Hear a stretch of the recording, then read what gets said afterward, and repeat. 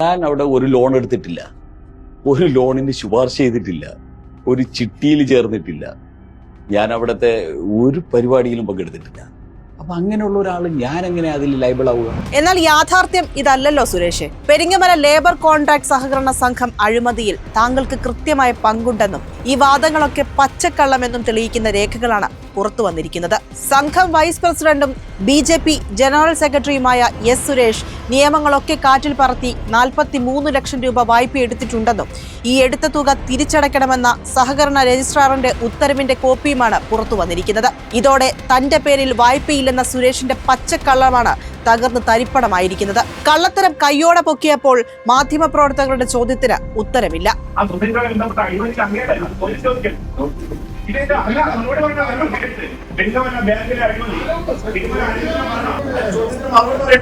ഇനി ഇതൊക്കെ എന്ന്, എപ്പോൾ എന്നതിനെ കുറിച്ചൊക്കെ താങ്കൾക്ക് സംശയമുണ്ടെങ്കിൽ പേടിക്കേണ്ട, അതും വ്യക്തമാക്കി തരാം.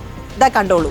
ഈ 2 വായ്പകളും സുരേഷ് ജി എടുത്തിരിക്കുന്നത് 2014-ലാണ്. അതായത് തിരിച്ചടയ്ക്കാനുള്ളത് 11 വർഷത്തെ 18% പലിശ സഹിതമുള്ള തുക. ഭരണസമിതിയിൽപ്പെട്ടവർക്ക് അതേ ബാങ്കിൽ നിന്ന് വായ്പ എടുക്കാനാകില്ലെന്ന നിയമം അട്ടിമറിച്ചാണ് അഭിഭാഷകൻ കൂടിയായ സുരേഷ് വായ്പ തരപ്പെടുത്തിയത്. ഈ ബാങ്കുമായി ഒരു ബന്ധവുമില്ലെന്ന് പറയുന്ന ഇതേ വ്യക്തി ബാങ്കിന്റെ വാർഷിക പൊതുയോഗങ്ങളിൽ പങ്കെടുത്തതിനും രേഖയുണ്ട്. മാത്രമല്ല, അപേക്ഷ നൽകാതെയും അപേക്ഷ നൽകിയും പണം കൈപ്പറ്റിയെന്നും ഈ രേഖകൾ വ്യക്തമാക്കുന്നു.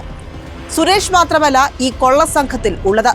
പ്രസിഡന്റായിരുന്ന RSS മുൻ വിഭാഗ് ശാരീരിക് പ്രമുഖ് പത്മകുമാർ 46 ലക്ഷമാണ് തിരിച്ചടയ്ക്കാനുള്ളത്. BJPയിലെയും RSSലെയും പ്രമുഖർ ഉൾപ്പെട്ട ഭരണസമിതിയിലെ 16-ൽ 7 പേർ 46 ലക്ഷം വീതവും 9 പേർ 19 ലക്ഷം വീതവും തിരിച്ചടയ്ക്കണമെന്ന് കൂടി ഈ രേഖകൾ ചൂണ്ടിക്കാട്ടുന്നു. ഇവർ ബാങ്കിന് 4.16 കോടിയുടെ നഷ്ടമാണ് ഉണ്ടാക്കിയത്. സ്ഥിര നിക്ഷേപകർക്ക് നിക്ഷേപ തുക തിരികെ നൽകാതിരിക്കുക, ജനറൽ ലെഡ്ജർ കൃത്യമായി എഴുതി സൂക്ഷിക്കാതിരിക്കുക, തിരിച്ചടവ് കാലാവധി കഴിഞ്ഞ വായ്പകൾ തിരികെ ഈടാക്കുന്നതിന് ആർബിട്രേഷൻ കേസ് ഫയൽ ചെയ്യാതിരിക്കുക തുടങ്ങി ഒട്ടേറെ ക്രമക്കേടുകളാണ് സുരേഷ് വൈസ് പ്രസിഡന്റായ ഭരണസമിതി നടത്തിയത്. അഴിമതി, ആസ്തി നഷ്ടം എന്നിവ സംബന്ധിച്ച പരാതിയിൽ സഹകരണ വകുപ്പ് നടത്തിയ അന്വേഷണത്തിലാണ് ഗുരുതര ക്രമക്കേടുകൾ കണ്ടെത്തിയത്. 2013-ലും 2018-ലും തെരഞ്ഞെടുക്കപ്പെട്ട ഭരണസമിതിയിൽ നിന്ന് തുക ഈടാക്കണമെന്നാണ് നിർദ്ദേശം.